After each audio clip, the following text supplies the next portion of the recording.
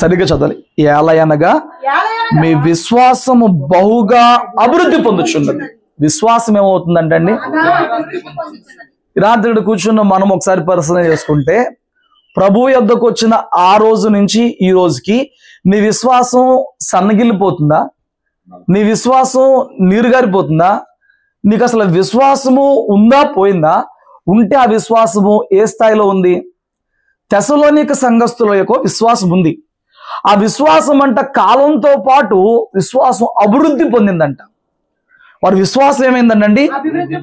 నీ విశ్వాసం ఏమైంది? సన్నగిలిపోతుంది. ఇంకెలా ఉన్నారు? నీరు గారిపోతుంది, సందేహాలతో ఉంది. విశ్వాసము ఏమంటే గాలికి రెపరెపలాడుతున్న ఆకులాగా ఉంది. కొందరి విశ్వాసము ఆయా పరిస్థితుల్లో స్థిరముగా ఉండదు. ప్రభువు పట్ల ఆయన వాగ్దానం చేసిన వాటి పట్ల, నువ్వు ప్రార్థించిన వాటి పట్ల, దేవుడు ప్రార్థించినప్పుడు ఇస్తానని చెప్పిన వాటి పట్ల ఆ పరిస్థితుల వైపు చూసినప్పుడు విశ్వాసం కొందరు రెపరెపలాడిపోతూ ఉంటది. కానీ ఇక్కడ ఈ తెస్సలోనిక సంఘాన్ని చూసినప్పుడు వారి విశ్వాసం ఏమవుతుందంటే అభివృద్ధి పొందుతుందంట. అభివృద్ధి పొందుతుంది. రాత్రి నా మాట జాగ్రత్తనండి, నీ విశ్వాసము ఏ స్థాయిలో ఉందో ఒకసారి పరీక్షించుకో. ఎందుకంటే ఫలములో విశ్వాసం అని ఒక గుణం ఉంది. నువ్వు అన్నీ కలిగి జీవించి విశ్వాసం లేకపోవడం వల్ల నీ ఫలము పరిపూర్ణతలోనికి రాదు. విశ్వాసము నీకు రావాలి. ఆ విశ్వాసము వృద్ధిలోకి రావాలి, అభివృద్ధిలోకి రావాలి. నీ విశ్వాసం గురించి చూసిన వారు ఆశ్చర్యపడాలి. ఏమండి, అనేకులు దాని గురించి దేవుణ్ణి మహింపరచాలి. ఇక్కడ పౌలు గారు, మేము దేవుని కృతజ్ఞతాస్తులు చెల్లించుటకు బదులు ఎందుకు స్తుతిస్తున్నామయ్యా అంటే, మీలో ఇప్పుడు విశ్వాసం ఉండేది, ఇప్పుడు అది బాగా అభివృద్ధి పొందింది. ఇప్పుడు నీ విశ్వాసం పరిస్థితి ఏంటి? నీ విశ్వాసాన్ని చూసి సంఘంలో సేవకులు ఆనందపడాలా, దేవుణ్ణి మహింపరచాలా, విచారం వ్యక్తం చేయాలా? పౌలు కట్టిన సంఘమైన తెస్సలోనికలో వారిని విడిచి మరొక చోటుకి వెళ్ళి మళ్ళీ కొంతకాలానికి వెనక్కి వచ్చేటప్పటికి వాళ్ళ విశ్వాసం చూస్తానంట అభివృద్ధి పొంది ఉందంట వారి విశ్వాసం. ఇన్నాళ్ళ నీ యొక్క ఆత్మీయ జీవితంలో నీ విశ్వాసం తొలి దినముల్లో ఉన్నట్లే ఉందా? అంతకన్నా క్షీణంగా, అంతకన్నా హీనంగా మారిపోయిందా? రాత్రి విశ్వాసం విషయంలో 4 మాటలు చెప్తాను, కుదిరితే 4 కంప్లీట్ చేస్తాను. చూడండి, ఈ విశ్వాసంలో వృద్ధి చెందిన 4 రకాలు. మొదటి ఏంటంటే, అసలు కొంతమంది దేవుని సంఘంలోనే ఉంటారు, వస్తారు, కొందరు రారు, బట్ దేవునికి సంబంధించిన కుటుంబాల్లో ఉంటారు. వాళ్ళలో ఉండే విశ్వాసం ఏంటంటే అవిశ్వాసం. ఏంటండి? అంటే వాళ్ళకి విశ్వాసం ఉండదు, స్టిల్ వస్తారు, స్టిల్ వాళ్ళ కుటుంబీకుల నిమిత్తం ప్రార్థనలో కూర్చుంటారు, స్టిల్ వాళ్ళ ఎవరిని కోసమో వాళ్ళని బాధ పెట్టలేక, వాళ్ళని ఏం అనలేక, వాళ్ళు అడిగారని, వాళ్ళు రమ్మన్నారని వస్తారు, కూర్చుంటారు, అవసరం ప్రార్థన చేయించుకుంటారు. బట్ వాళ్ళ హృదయంలో ఏముండదండి? విశ్వాసం ఉండదు. దాన్ని అవిశ్వాసం అంటే లేకపోవడం, విశ్వాసం ఉండదు. రెండవది ఏంటంటే, వీళ్ళకి విశ్వాసం ఉంటుంది, స్టిల్ ఆ విశ్వాసం అల్ప విశ్వాసం. ఎలాంటి విశ్వాసం అంట? అవిశ్వాసులు ఉన్నారు, అల్ప విశ్వాసులు ఉన్నారు, విశ్వాసం గల వాళ్ళు ఉన్నారు, గొప్ప విశ్వాసం గల వాళ్ళు ఉన్నారు. ఏమండి, ఎన్ని రకాలుగా ఉన్నారు విశ్వాసాల్లో? అవిశ్వాసంతో కొందరు ఉన్నారు. అల్ప విశ్వాసం సరిపోదు, డబ్బులు ఉన్నాయి బట్ టికెట్కి సరిపో, డబ్బులు ఉన్నాయి కానీ రైస్ కొనుక్కుంటే ఉన్నాయి, సరిపోని విశ్వాసం అల్ప విశ్వాసం.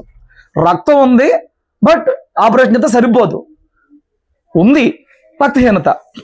ఏమండి, విశ్వాసం ఉంటది ఏ కార్యం కాలం ముందు దాన్ని సంపాదించుకుంటాక ఆ విశ్వాసం సరిపోదు, అల్ప విశ్వాసం. మరొకటి విశ్వాసం సరిపడదు, విశ్వాసం. 3 గొప్ప విశ్వాసం అన్నమాట. 4 గొప్ప విశ్వాసం. మొదట అసలు ఈ అవిశ్వాసం సంగతి ఏంటో చూద్దాం ఒకసారి రండి. ఇక అవిశ్వాసం ఏంటి, బాధ ఏంటి విశ్వాసం ఉంచలేకపోవడానికి? అసలు చూడండి, వాక్యము విశ్వాసం ఎట్లా వచ్చిందని చెప్తుంది. రోమిల్ రాసిన పత్రిక 10వ అధ్యాయంలో 17వ వచనంలో, త్వరగా 10:17 రోమిల్ రాసిన 17. కాగా వినుట వలన విశ్వాసం కలుగును, వినుట క్రీస్తును గూర్చిన మాటల వలన కలుగును. హల్లెలూయా. కాగా విశ్వాసం ఎక్కడి నుంచి వచ్చిందంట? వినుట వలన విశ్వాసం వచ్చింది. వినాలి. చాలా మంది దేవుని యొద్దకు వచ్చి వాక్యం ఎందుకు వినమంటారనంటే, నీకు దేవుని మాటల మూలంగా దేవుని పట్ల విశ్వాసం పుట్టిద్దని. మేము ఇంతకాలం ఎన్నో రకాల విశ్వాసాల్లో ఉన్నాం, మేము ఇంతకాలం ఎన్నో వెంబడించున్నాం. వాటిలో ఉన్న విశ్వాసం కంటే, వారిలో ఉన్న ఆ యథార్థత కంటే, వారిలో ఉన్న జీవం కంటే మేము నమ్మిన ఈ విశ్వాసంలో జీవం ఉంది, మేము నమ్మిన ప్రభులో జీవం ఉందని ఎందుకు అడుగుతారంటే, నువ్వు వచ్చి వింటే, ఆయన గురించి ఆయన కార్యాల గురించి నువ్వు వింటే నీకు కూడా విశ్వాసం పుట్టిద్దని అనేకులు ఎందుకు దేవుని సన్నిధికి వచ్చి వాక్యం వినమని అడుగుతారంటే, వినటం వల్లే విశ్వాసం వచ్చింది. హల్లెలూయా. వినాకే విశ్వాసం వచ్చింది. ఇప్పుడు ఏ వ్యక్తి గురించి అయినా మనం తెలుసుకోవాలంటే ఆ వ్యక్తి గురించి ఎవడన్నా చెప్పేది వినాలి, అవునా కదా? అందరినీ జీవితం అంతా పరిశీలన చేస్తాక మనకు సరిపోద్దా? సరిపోదు. మనం పరిశీలన చేసేదానికంటే ముందు ఒక వ్యక్తి అభిప్రాయం మనలో ఉంటది. నన్ను కొత్త సంఘాన్ని తీసుకొచ్చారనుకో, వాళ్ళతో నేను ఓపెన్ అప్ అయి వాళ్ళతో ఓపెన్ అప్ అయి మాట్లాడగలరా? అవదు. నా గురించి మీరు అడి చెప్పాలి, వాళ్ళ గురించి ఇడి చెప్పాలి. మా పాస్టర్ గారు మంచోడు కదన్నా మీరే చెప్పాలి, మంచోడన్నా మీరే చెప్పాలి. నేను తీసుకొచ్చిన మా తమ్ముడు, మా బంధువు, మా బాబాయ్ మంచోడు కాదని నువ్వే చెప్పాలి. నువ్వు చెప్పిన దాన్ని బట్టి ఒక క్లారిటీ వచ్చింది, అవునా కదా? అవును కదా? విన్నప్పుడే ఒక క్లారిటీ వచ్చింది. సో ఇక్కడ విశ్వాసం అనేది ఎలా పుట్టిందనంటే, దేవుని గురించి, క్రీస్తుని గురించి, ఆయన ప్రేమను గురించి, ఆయన త్యాగము గురించి, ఆయన కార్యముల గురించి నువ్వు విన్నప్పుడు నీకు విశ్వాసం వచ్చింది. ఎంత ఎక్కువ దేవుని గురించి వింటావో, ఎంత ఎక్కువ దేవునితో గడుపుతావో నీకు అంత ఎక్కువ విశ్వాసం వచ్చింది. ఆ విశ్వాసం కార్యరూపంలోకి దాల్చింది.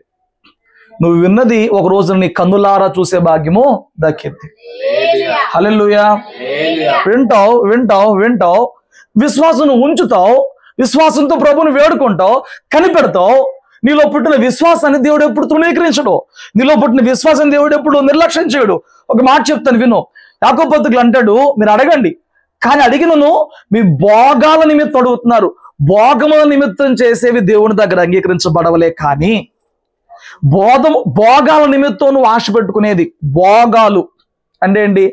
వసరతకు మించినవి, స్థాయికి మించినవి. నీకు ఏమండి ఆకలి తెరలంటే ఆహారం నేను సరిపోద్ది, నువ్వేమంటావు? నల్లిగోష్ బిర్యానీయే కావాలంట. ఇదేంటిది? భోగం కాదా? ఆకలితో మాడిపోతాడు, అన్నమే కోరుకోవాలి. ఏమండి? స్తోత్రం చెప్పు. అందుకు మించి కోరుకుంటున్నావంటే ఊరెళ్ళాలి, బస్ ఛార్జీలకి డబ్బులు ఉంటే సలను కోరుకోవాలి. ఊరెళ్ళాలి కదా ప్రభువా, నా విశ్వాసం గొప్పది, నాకు BMW కార్ లిఫ్ట్ ఇచ్చేవాడిని పంపించంటే భోగాలు కాదు. మన అందరి జీవితంలో అవసరాలు ఉంటాయండి, అవి తీరాలంటే కొన్నిసార్లు మన శక్తికి మించి ఉంటాయి, మన సామర్థ్యానికి మించి ఉంటాయి, మన పరపతికి మించి ఉంటాయి అనమాట. కాకపోతే అవసరం తీరితే తప్ప లైఫ్లో ముందుకెళ్ళలేవు. అలాంటివి ఏవైతే ఉన్నాయో నువ్వు అడుగు, నువ్వు విశ్వాసం ఉంచు.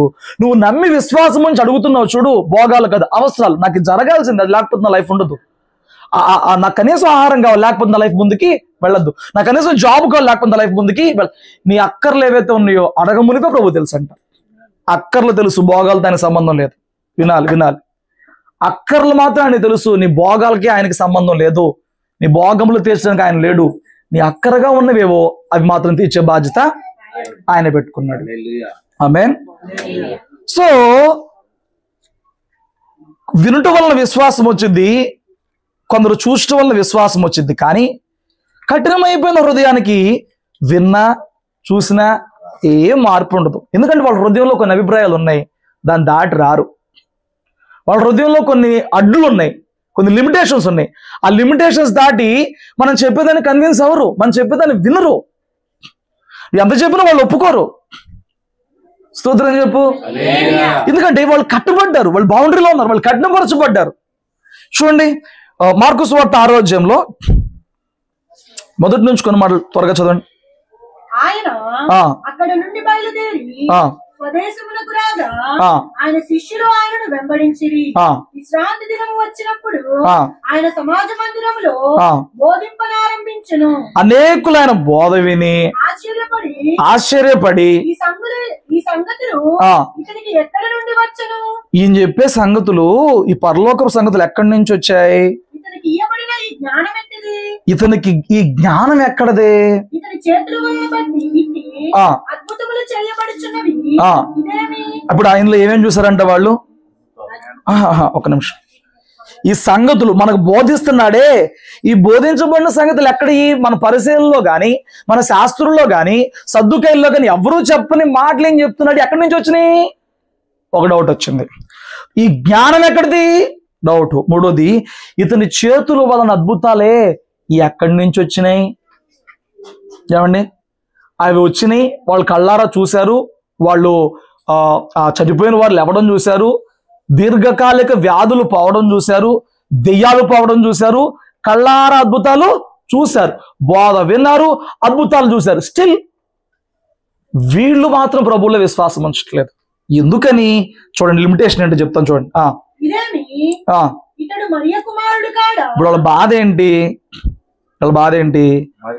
ఒక వడ్లవాని కుటుంబానికి చెందిన అతని భార్య అయిన మరియకు పుట్టిన కుమారుడు, యోసేపు కుమారుడు, మరియకు సంబంధించిన కుమారుడు. వాళ్ళ అడ్డేంటి? మనలో ఒకడేగా. ఏనంట, మనతో పాటు పుట్టి పెరిగినోడేగా, మన వీధుల్లో తిరిగినోడేగా, మన గ్రామాల్లో తిరిగినోడేగా. ఎక్కడి నుంచి అద్భుతాలు వస్తున్నాయి? వేరే ఊరి నుంచి వచ్చి ఉంటే మేబీ కనీసం ఒక ప్రవర్తన నమ్మేవాళ్ళు. వేరే ఎక్కడి నుంచో వచ్చుంటే కనీసం ఒక ప్రవక్త నమ్మేవాళ్ళు. బాప్తిస్మ యోహాను వాళ్ళు ఒప్పుకున్నారండి. బట్ ఈయన ఎందుకు ఒప్పుకోవట్లేదు? మన మధ్యలో వాడేగా. బాప్తిస్మ యోహాను అరణ్యంలో ఉండి ఒంటరి మోసలు కనుక్కొని ఆయన జీవితం సపరేట్గా ఉంది. ఇప్పుడు దాకా ఈయన వడ్రంగి పని చేసుకుంటూ తిరిగాడు, సడన్ గా బాధ చేస్తున్నాడు. 30 ఏళ్ళ వరకు ఎలా జీవించాడు? యోసేపు గారు యేసయ్య యొక్క బాధ్యతలో చనిపోయినప్పుడు యేసయ్య ఆ కుటుంబం యొక్క బాధ్యత తీసుకున్నారు. 30 ఏళ్ళు వచ్చే వరకు ఆయన ఆ వడ్రంగి పని చేసుకుంటూనే తిరిగారు. వాళ్ళ మధ్య సడన్ గా ఇప్పుడు బాధ చేస్తున్నారు, అద్భుతాలు చేస్తున్నారు. వాళ్ళకి ఏం ఆటంకమైంది? మరియు కుమారుడు కాడా? తను యాకోబు, యేసే, యోధా వాళ్ళ అన్నదమ్ములు ఉన్నారే, వాళ్ళ అన్నయ్యే కదా, వడ్ల వాడే కదా, వాళ్ళ అక్క చెల్లెళ్ళంతా మనతోనే ఉన్నారు కదా.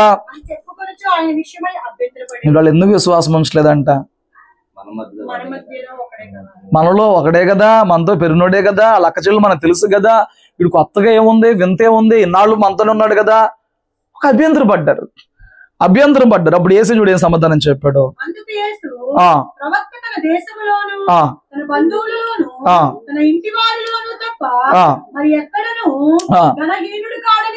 చూడండి, ఇప్పుడు అనేకులు యేసునందు విశ్వాసం ఉంచడానికి అడ్డు చెప్తున్నారు.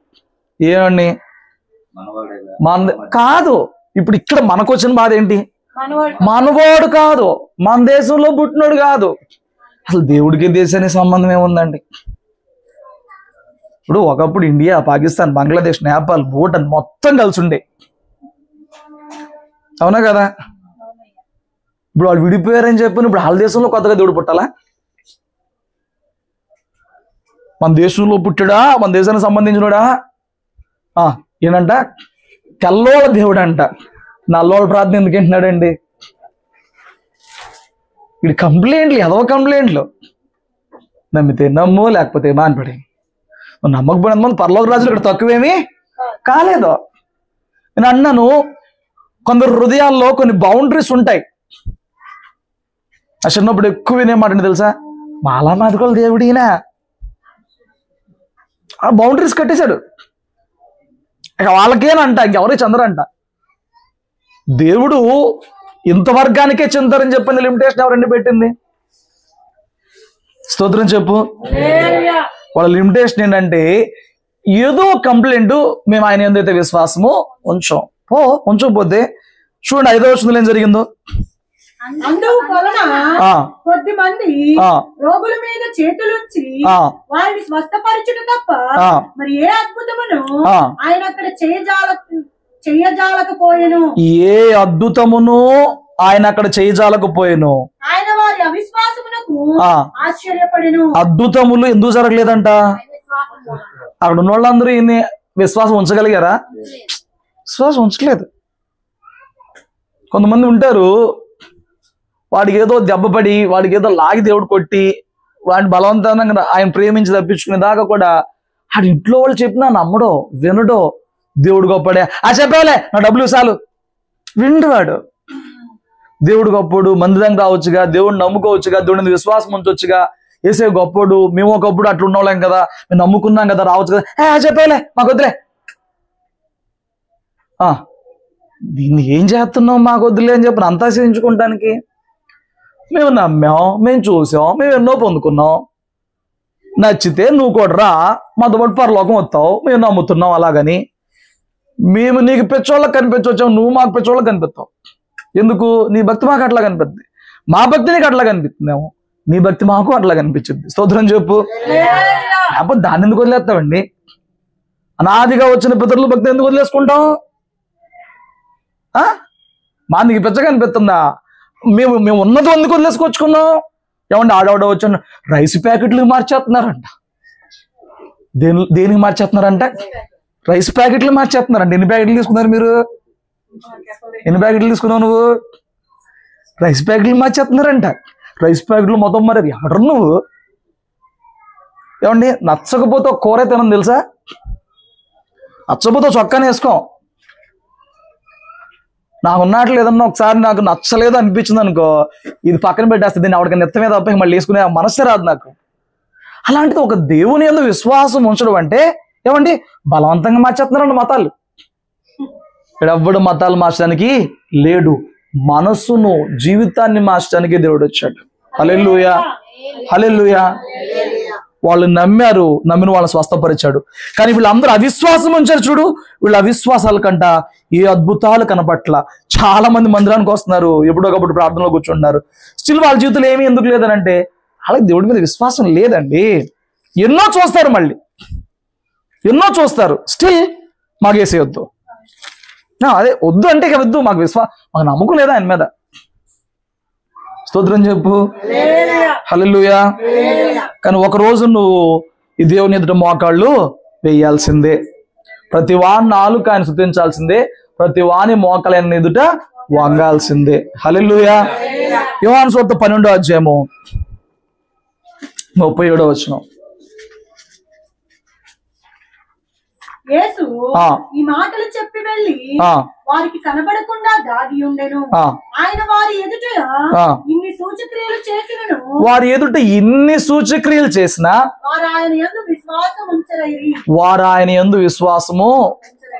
కొందరు కళ్ళ ముందండి, వినాలి, కొందరు కళ్ళ ముందండి ఎన్నో కార్లు కనబడతానే ఉంటాయి. కొంచెం చదువుకొని దారి ఇవ్వండి, అక్కడ అలా కూర్చోకూడదు.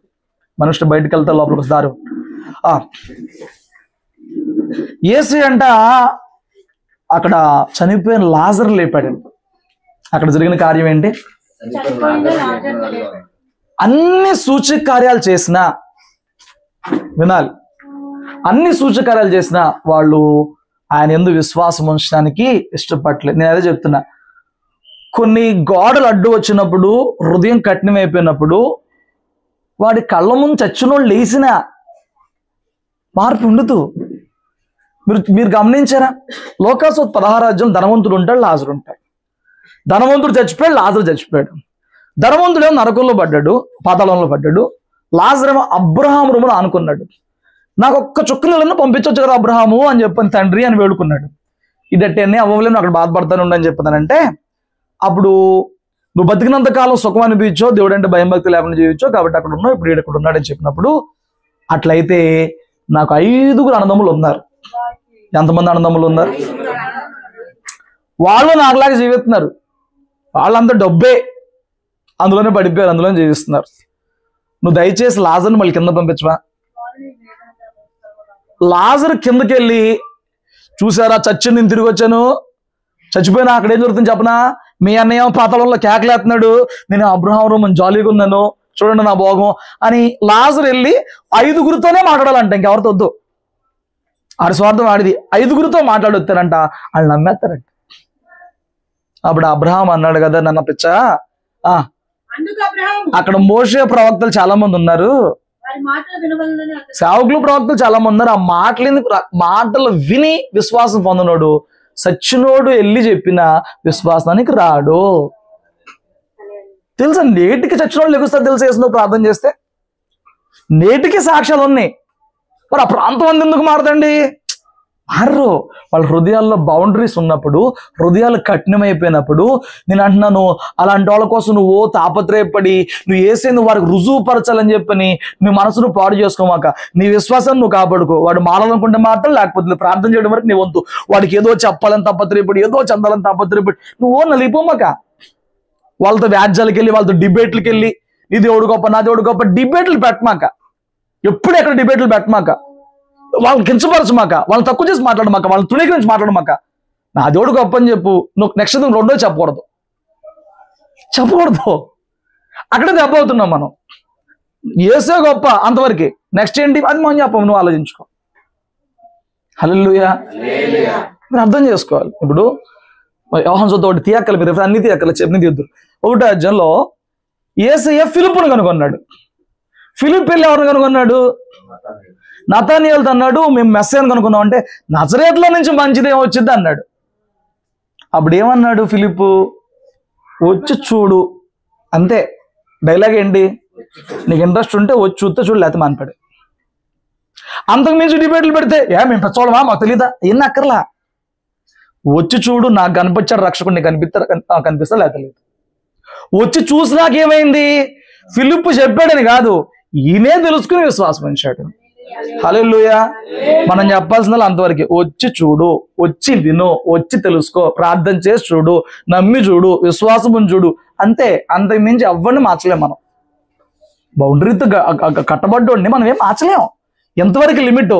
వచ్చి చూడు, మందిరానికి వచ్చి చూడు, ప్రార్థన చేసి చూడు, ఉపవాసం ఉండి చూడు, మా దేవుడిని నమ్మి చూడు, విశ్వాసం అంతవరకే. అంతవరకే. మీ దేవుళ్ళు అంతమంది ఉన్నారు కదా, నీకు అనవసరం వాళ్ళ గురించి. నీ కళ్ళు తిరగ బండి, వాళ్ళ కళ్ళు అట్టాగా ఉంది. నువ్వు వెళ్ళిపోయి ఇప్పుడు వాళ్ళతో డిబేట్లు పెట్టి మీ దేవుడికి అంతమంది అవసరమా? నీకెందుకు సోది. కాకపోతే నా జీవితంలో ఎప్పుడు ఎక్కడ డిబేట్లు పెట్టలే నేను. అవసరం లేదు మనకి. మీ దేవుళ్ళు ఆ దేవుడు చేసిన కరెక్ట్, నీకెందుకు? అన్ని దేవుళ్ళు అవసరం, నీకెందుకు? నీది చెప్పడం వరకే నీ బాధ్యత. అని కళ్ళు తెరిసిన రోజు ఉంటే ఒక్కసారి చెప్తే చాలు, ఒక్కసారి చెప్తే చాలు. హల్లెలూయా. వాడు కళ్ళు తెరవబడాలంటే ఒకసారి చెప్తే చాలు. విమర్శ వాడిని చేయొద్దు, ఎందుకంటే వాడు ఎప్పటికీ విశ్వాసం ఉంచడు. కఠినపరచబడిన ఎన్ని కార్యాలు చూసినా వాళ్ళు విశ్వాసం అక్కడే ఉంటారు. ఏమండి, ఇప్పుడు జయరామ్ గారు ఎంతమంది తాగుళ్ళో లేరు, వాళ్ళ అబ్బాయి ఇక్కడ తాగలేరు, ఈ గృహం అంతా చీకటి పట్టలేదు, ఇంత మార్పు కనపడుతుంది. మరి ఏరండి, మొత్తం మారిపోలకు చూసిన అందరూ క్వార్టర్స్లో ఎవరు చూడలేదు, అంతా గతము ప్రస్తుతం ఆడో తెలియదా? మరి ఏరి ఆ బౌండరీలు ఉంటాయి. ఆ బౌండరీలు అడుగుంటాయి. ఎవరు మన జీవితాన్ని బట్టి ప్రేరేపించబడాలి అంతవరకే. హల్లెలూయా. విశ్వాసం అందరిలోనే రాదు, అందరి వల్ల కాదు. సో వీళ్ళ గురించి నువ్వు ప్రార్థన చేయడం తప్ప అనవసరంగా నలిగిపోమాక. అయ్యా వాళ్ళు ఇంకా విశ్వాసం ఉన్నారు, నీ చిత్తతో వారి కందులు తెరువు, వాళ్ళు నశించిపోకూడదు నీ చిత్తమన్నావు కదా, నేను ప్రార్థన చేస్తున్నా, నువ్వు కార్యం జరిగించు. నేను ప్రార్థన చేస్తున్నాను, నువ్వు అంతే, అయిపోయింది స్టోరీ. నమ్మిదే రక్షణ పొందుకుంటే పరలోకం, నమ్మనోడికి శిక్ష. బైబిల్ తేల్చేసింది. నమ్మి ఏం జరగాలి? సో అవిశ్వాసుల గురించి అధిక ప్రయాసపడమాక, నీ విశ్వాసాన్ని అప్పటికి కూడా కోల్పోమాక. కొన్నిసార్లు అవిశ్వాసులను కాపాడద్దామనే ప్రయత్నంతో మన విశ్వాసాన్ని పాడు చేసుకుంటాం. ఎందుకు తెలుసా? వాడు కూర్చోబెట్టి ఒకసారి కూర్చో, ఖురాన్లో పలానా పేజ్ తీసి చూడే ఉందో, బైబిల్లో పలానా పేజ్ తీసి చూడే ఉందో అని నీకే సరిగా తెలియదు కదా. ఆడికి తెలిసింది కొంచెం తెచ్చి ఆడికి ఎక్కెత్తాడు. ఇన్ని సంవత్సరాలు ఉన్న అంత టెపిపోయిపోయింది నీకు. అయ్యే యూట్యూబ్ అంతా, ఫేస్బుక్ అంతా అయ్యే. ఆడు చెప్పేది నువ్వు ప్రశాంతంగా కూర్చుని వాక్యం చదివి దేవుని సహాయం అడిగితే దాని అర్థం నీకు తెలిసిపోద్ది. వాడు చెప్పేది ఒక్కసారి కనుక నేను ఇప్పుడు నిజంగా బైబిల్ ఎట్లా నువ్వు పాస్టర్ గారు చెప్పలా. అవిశ్వాసం మారుద్దు అనే ప్రయాసంలో నువ్వు అవిశ్వాసం అయిపోతావు, జాగ్రత్త. హల్లెలూయా. నా మాటలు మీకు అర్థమవుతున్నాయా? డిబేట్లు వద్దు, డిస్కషన్లు వద్దు, విస్తారమైనది వద్దు. నీకు బైబిల్ పూర్తిగా తెలియదు, బైబిల్లో పూర్తిగా తెలియదు. బైబిల్లో కొన్ని అంశాలు ఆత్మ సంబంధంగానే అర్థం చేసుకోవాలి, ఆత్మీయ అలంకరణలో అర్థం చేసుకోవాలి, ఆత్మనేత్రాలతోనే వాటిని గ్రహించుకోవాలి. అలాంటి విషయాలు నీకే అర్థం కావు, ఇంకా బయటకి ఏమర్థమవుతాయి? ఏమండి, అర్థమవుతాయి అంటావా?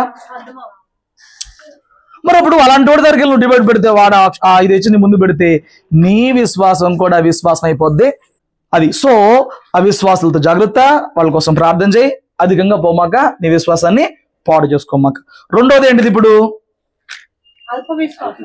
రెండోది ఏంటిది ఇప్పుడు? మొదటిది అవిశ్వాసం. జాగ్రత్త, వాళ్ళతో ప్రార్థన చేయి, చెప్పు, అంతవరకే, లిమిట్ దాటకి ఎప్పుడు కూడా. నా జీవితాలను చూడని చెప్పు, నా ప్రభువుని చూడని చెప్పు, నా ప్రతి ఒక్కరు రా అని చెప్పు, బైబిల్ చదువుకోమని చెప్పు, ప్రార్థన చేయమని చెప్పు, అంతవరకే. ఓవర్ వెళ్ళావా ముంచేస్తారు నిన్నే వాళ్ళు. జాగ్రత్త. స్తోత్రం చెప్పు. మిడిమిడి జ్ఞానంతో రోడ్ల మీద బయలుదేరారు అన్నమాట చాలా మంది. మిడిమిడి జ్ఞానంతో బైబిల్ చూస్తున్నారు అన్నమాట. పాత నిబంధనలు ఏదో కొన్ని వచనాలు తెస్తారు, ఏయో కొంచెం చదవడానికి వినడానికి అభ్యంతరకరంగా ఉండే వచనాలు కొన్ని తెస్తారు. దాని వెనక సర్టెన్ జ్ఞానం ఉంది, దాని వెనక కొన్ని రీజన్స్ ఉన్నాయి. అలా ఎందుకు జరిగిందో, అలా దేవుడు ఎందుకు జరగనిచ్చాడు, ఎందుకు సమ్మతించాడు, కొన్ని రీజన్స్ ఉన్నాయి. అవన్నీ మనుషులు చేసిన తప్పులే. దేవుడు ఎక్కడ తప్పు చేయలా. పాత నిబంధనలో కొత్త నిబంధనలు దేవుడు ఎక్కడ తప్పు చేయలే. దేవుడిని నమ్మిన వాళ్ళు తప్పు చేస్తారు, ఇప్పటికీ చేస్తారు, ఇప్పటికీ చేస్తాము, క్షమించబడతానే ఉంటాము. హల్లెలూయా. మనుషుల్లో తప్పు ఉంటుంది తప్ప దేవుని ఏమండి సరైన వచనం సరిగా అర్థం చేసుకుంటే ఆ వచనాలు ఎంతో జ్ఞానం ఉంటుంది. మనకు హెచ్చరికలు ఉంటాయి, మన గుణపాఠాలు ఉంటాయి, మనకు బుద్ధి నేర్పించే విషయాలు ఉంటాయి, ఎన్నో ఉంటాయి. అవి మానేసేసి నువ్వు వాళ్ళ మైండ్లోకి వెళ్ళిపోయావు అనుకో, వాళ్ళని మార్చే ప్రయత్నంలో మారిపోతావు. జాగ్రత్త. పేషెంట్కి ట్రీట్మెంట్ ఇచ్చేటప్పుడు డాక్టర్ చాలా జాగ్రత్తగా ఉండాలి. ముఖ్యంగా మాస్క్ పెట్టుకోవాలి, చేతులు గ్లౌజులు పెట్టుకోవాలి, కొన్ని కేర్లు తీసుకోవాలి. హల్లెలూయా. ఎందుకు పెట్టుకుంటారు డాక్టర్లు? అది ముందుకెళ్ళి దగ్గు, ఎవరు ముందుకు డాక్టర్ దగ్గర దగ్గు దగ్గు కొంచెం కొంచెం కొంచెం అటు మాస్క్ పెట్టుకుంటాడు. ఏమండి నీ ఇంటర్నల్ పార్ట్స్ ఏమైనా టచ్ చేసేటప్పుడు, నాలుక ఏదైనా టచ్ చేసే అటు గ్లౌజులు పెట్టుకుంటాడు. ఎందుకు? ఆ రోగం ఇటు రాకూడదు, నువ్వు ట్రీట్ చేయాలి తప్ప అంటించకూడదు. నీకేమన్నా జరిగిన తర్వాత మళ్ళీ వాడి చేతులు మొత్తం లిక్విడ్తో కడుక్కుంటాడు, వాడు శుభ్రంగా కడుక్కుంటాడు. ఆ జాగ్రత్తలు తీసుకోవాలి. నువ్వు డాక్టర్గా వాడి దగ్గరికి వెళ్ళావు అనుకో, నోరు తీసి అందులో నోరు పెట్టేది ఎట్లాగా మొత్తం అంటేస్తాయి కదా. జాగ్రత్తగా ఉండాలి. అవిశ్వాసాల విషయంలో చాలా జాగ్రత్త. అవిశ్వాసాలతో విజ్జోడుగా ఉండమాక. ఏమండి పాలు పొందమాక. జాగ్రత్తగా ఉండాలి. చాలా కండిషన్స్ ఉన్నాయి. నేను అక్కడ ఆగిపోట్లా. నెక్స్ట్ పాయింట్కి వస్తున్నాను. అల్ప విశ్వాసం గురించి మాట్లాడతాను. ఒకసారి మత్తయి సువార్త పడుకో 6వ అధ్యాయము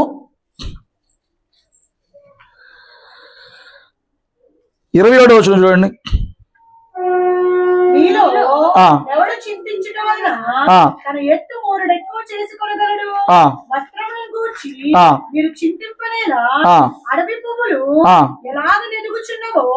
ఆలోచించుడి, అవి కష్టపడవు, వడకవు, అయినను తన సమస్త వైభవముతో కూడిన సొలొమోను సహితము వీటిలో ఒకదాని వలె ఈ పువ్వుల్లో ఒక్కదానిలా కూడా సొలొమోనుకి అంత అందం రాలేదు ఎప్పుడు కూడా. నేడుండి రేపు పొయ్యిలో వేయబడు అడవి గడ్డిని దేవుడిలాగా అలంకరించిన అల్ప విశ్వాసులారా జాగ్రత్త వినండి. అల్ప విశ్వాసం 4 లక్షణాలు ఉంటాయండి అమ్మా. అల్ప విశ్వాసంలో 4 లక్షణాలు ఉన్నాయి. ఆడి విశ్వాసం అల్పంగా ఉందా అధికంగా ఉందా అని తెలుసుకోవాలంటే ఇది ఒకసారి అసలు ఆడి విశ్వాసం అల్పంగా ఉందా ఈ 4 పాయింట్లు పాస్ అవ్వాలి. వాడు అల్ప విశ్వాసం కాదంటే. ఇప్పుడు నీ విశ్వాసం నార్మల్గా ఉందా, గొప్పగా ఉందా, అల్పంగా ఉందా? నువ్వేమనుకుంటున్నావు నీ గురించి? నువ్వు అవిశ్వాసం అయితే కాదు కదా, దేవుని విశ్వాసం అయితే ఉంది కదా. ఓకే, నెక్స్ట్ ఏ స్థాయి విశ్వాసానికి వచ్చావు? సాధారణ విశ్వాసానికి వచ్చావా? గొప్ప విశ్వాసానికి వచ్చావా? లేదు. నార్మల్ విశ్వాసం ఉందా? సరిపడే విశ్వాసం ఉందా? ఇప్పుడు నేను 4 పాయింట్లు పెడతా, ఇందులో ఒకటి వచ్చేది నీకు అసలు విశ్వాసం లేనట్టు. మరే ఉన్నట్టు అల్ప విశ్వాసం, చాలీచాలని విశ్వాసం ఉన్నట్లు. ఏమండి ఇప్పుడు బాగా ఆకలేస్తుందండి ఒకటికి, నువ్వు పెడితే 8 దోశలు తింటాడు. 3 వేసినాక చాలా అంటే ప్లేట్ ఇచ్చేసి ఎండ్రకెళ్ళి మళ్ళీ తింటాడు. అంటే అది నువ్వు పెట్టాను అనుకుంటావు, వాడి పాపం అవదు కదా. అంటే చాలట్లా తినలేదా? సాటిస్ఫాక్షన్ విశ్వాసం ఉందా లేదా దగ్గర? కార్యం పొందుకోవటానికి సరిపోట్లా. అది అల్ప విశ్వాసంలో ఉండే 1 లక్షణం అంటే చింత. ఏమో ఇవన్నీ కాదు, వాటి విషయంలో కాదు. ఇక్కడ దేవుడు పర్టికులర్ కొన్ని విషయాలు చెప్పాడు. ఏంటి అంటే అవి ఆహారం గురించి, వస్త్రాల గురించి అవసరాల గురించిన చింత. పైన చెప్తాడు ఆకాశ పక్షులను చూడమంటాడు, కింద చెప్తాడు పువ్వులను చూడమంటాడు, కింద ఇంకా ఇవన్నీ చెప్పి 31 వచనం చూడండి. కాబట్టి ఆ, ఏమి తిందుమో ఆ, ఏమి త్రాగుదుమో ఆ. ఏమి ధరించుకుందుమో అని చింతింపుకుడి. అన్య జనులు వీటన్నిటి విషయమే విచారింతురు. చింత విచారము అల్ప విశ్వాసానికి మూలం. ఒకడు చింతిస్తున్నాడంటే ఎలాగో వచ్చే వారంలో డబ్బులు కట్టాలి. చింతిస్తున్నాడు అంటే ఏమి లేదు వాడికి, ప్రభునందు విశ్వాసం లేదు. అమ్మో క్రిస్మస్ వచ్చేస్తుంది, వచ్చే నెలలోనేనంట. మాకు ఎలా ఉండేది తెలుసా, మా అక్కది నాది ఒకే నెలలో పుట్టినరోజు. మా పుట్టినరోజు దగ్గరకు వస్తుందని మా డాడీ వాళ్ళకి భయం వేస్తుంది. అమ్మో వచ్చేస్తుంది. ఇద్దరికీ బట్టలు కొనాలి, ఇద్దరికి పుట్టినరోజు చేయాలి. తగ్గిందా అయ్యింది వ్యవహారం అవదు కదా. అట్లా వాళ్ళు చేయబోతే చిన్నపిల్లలకి ఇప్పుడు భయం ఏంటరా అంటే పుట్టినరోజు వచ్చేస్తుంది. అది ఎప్పుడో క్రిస్మస్ ఎప్పుడు 26 రోజులు ఉంది ఇంకా ఎక్కడి నుంచి. ఇప్పుడు నుంచే భయం, అమ్మో క్రిస్మస్ దారికి వచ్చేస్తుంది. ఎట్లాగా విచారము చింత ఎవరిలో ఉందో వాళ్ళు ప్రభువుని పూర్తిగా విశ్వాసం ఉంచట్లేదు అని అర్థం. ఏంటంట చింత విచారం. ముందా నీకు జాబ్ ఉన్నా లేకపోయినా, ఏమండి నీకు రాబడి వస్తున్నా రాకపోయినా, నీకు అద్దులు వస్తున్నా రాకపోయినా, ఇంట్రెస్ట్ వస్తున్నా రాకపోయినా, ఏం వస్తున్నా రాకపోయినా, నీవు కలిగి ఉన్న ప్రభువుని అవసరాలు తీర్చడానికి సమర్థుడిగా ఉన్నాడు, చాలిన వాడిగా ఉన్నాడు, ఎరిగిన వాడిగా ఉన్నాడు. మీరు నాకు జవాబు ఇవ్వండి. మాకు ఇంట్లో లేకపోవడం వలన ఈరోజు అన్నం తినలేదు, ఈ సంవత్సరంలో ఒక్కరోజు నాకు అలా గడిచిన వాళ్ళు ఎవరు ఉన్నారు ఇక్కడ? నాకు ఇంట్లో ఆహారం లేని కారణం చేత నేను ఒక రోజు పస్తున్నాను అన్నోళ్ళు ఉన్నారు ఎవరన్నా ఇక్కడ? లేరు. అంటే నీ అవసరం దేవుడు ఎరిగి నీ ఆకలి తీరుస్తున్నాడు తెచ్చలేదా? కనీసం నేను రోజు 2 పూటలు తింటాను అన్నోళ్ళు స్తోత్రం చెప్పండి. ఏంటి ఇంతేనా? 3 పూటలు తినేవాళ్ళు స్తోత్రం చెప్పండి. 3 పూటలు తినేస్తున్నావా? 3 పూటలు తినేస్తున్నావా? మంచి ఇంజిన్ నీది, అంటే మంచి ఆరోగ్యం నీది. మామూలు ఇంజిన్ అది 3 పూటలు తిని అరాయించుకుంటుందంటే నా వల్ల కాట్లా.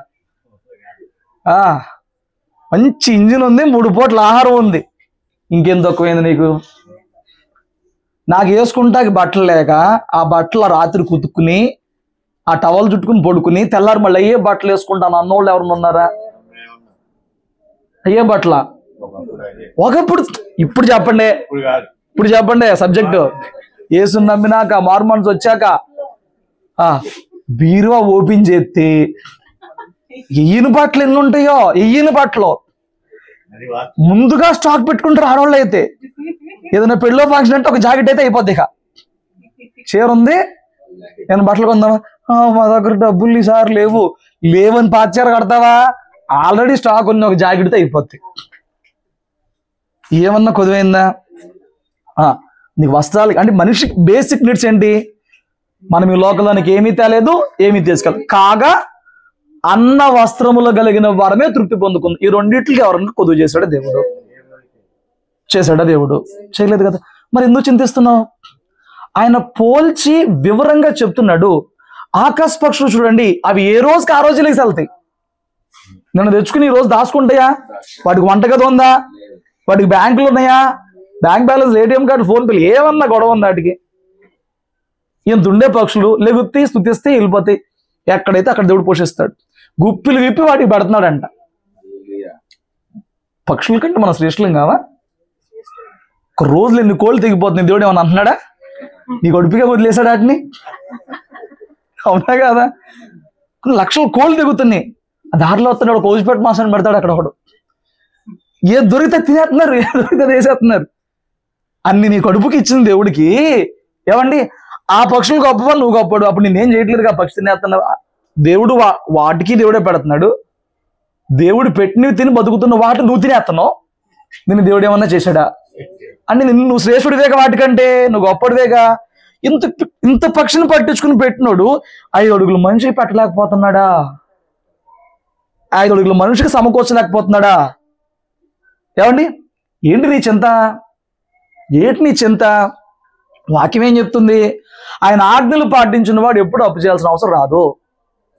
ఆయన ఆజ్ఞలు పాటించిన వాడు పట్టణంలోనే దీవించబడతాడు, పల్లెలోనే దీవించబడతాడు. ఆయన ఆజ్ఞలు పాటించకుండా నువ్వు ఏదో దేవుని దగ్గరకు వచ్చి వెళ్ళిపోతూ నువ్వు అవసరం వచ్చినప్పుడు భయపడిపోతూ విచారపడిపోతూ చింతపడిపోతూ ఉంటే అన్ని జనులు అలాంటి పనులు చేస్తారంట. అన్ని జనులు వాళ్ళకి విశ్వాసం ఉండదు కదా, వాళ్ళకి అవసరం తీర్చే ప్రభువు లేడు కదా, ప్రాణమే పెట్టినోడు వాళ్ళకి లేరు కదా.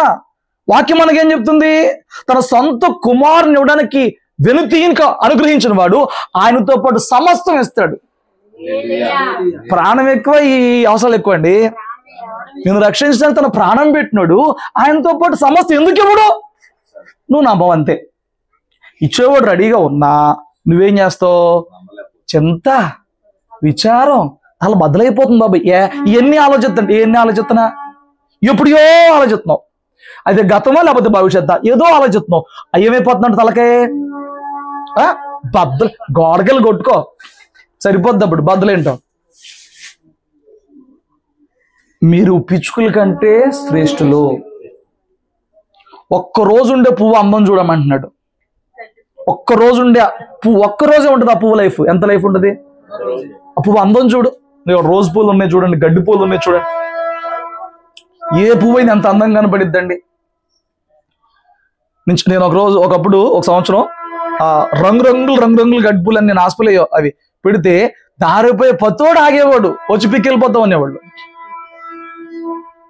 ఒక్క పూటే ఉంటే మళ్ళీ తెల్లారికి 9 వస్తే సాయంత్రం 3-4 వెళ్ళిపోతా ఉంటాయి. స్తోత్రం చెప్పు. ఆయన అంటున్నాడు ప్రపంచంలోనే ఐశ్వర్యవంతుడు సొలొమోను కదా, అంతటి సొలొమోను కూడా ఒక పువ్వుకి ఎలాంటి అందం ఉంటుందో అలాంటి అందాన్ని ఎప్పుడూ కూడా ధరించుకోలేకపోయాడు. బంగారంతో, వజ్రాలతో, వైడూర్యాలతో ఎప్పుడూ కూడా అంత అందంగా తయారవలేకపోయాడు సొలొమోను.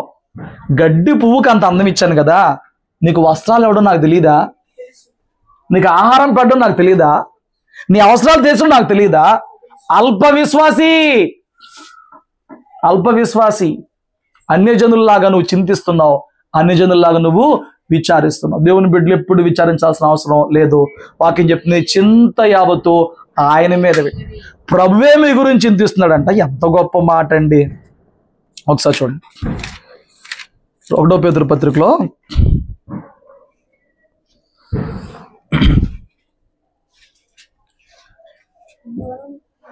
ఎక్కడ 5వ అధ్యాయం 7వ వచనం.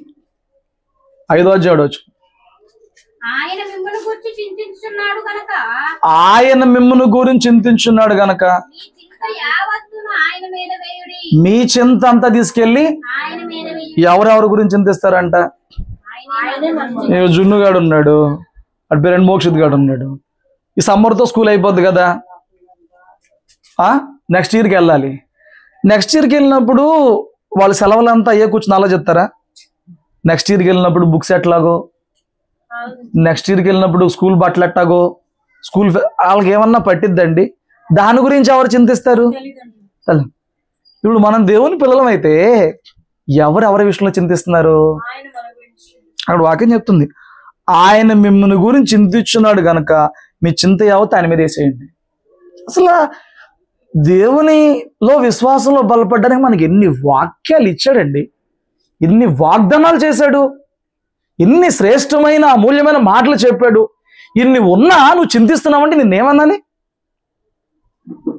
ఇన్ని ఉన్నా నువ్వు చింత, ఒకే చింత, బాధ, కుమిలిపోతాం. ఏమండి కొందరికి బీపీలు ఎందుకు వస్తాయి చెప్పనా? ఇదే విచారం. ఇప్పుడు తాగుచుంటారు. కొందరికి షుగర్లు ఎందుకు పెరిగిపోతే చెప్పనా?